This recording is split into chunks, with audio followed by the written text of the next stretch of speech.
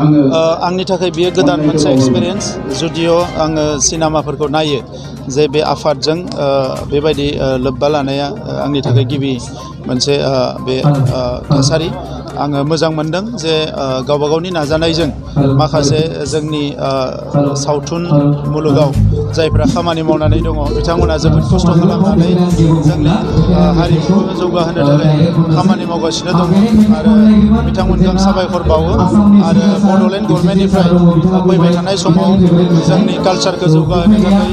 Cinema drama जिमानखिनि cultural activity दङ बेखौ जौगाहोनो थाखाय जोङो माखासे खामानि मावलांबाय थागोन आरो जिखिनि हायो जों मदद होलांबाय थागोन। सिनेमा हलखौ माब्ला गायसनगोन सार? सिनेमा हला जानुवारिनि गेजेरावनो जों अन्थाइ खाम्फाफोरखौ गायसनगोन आरो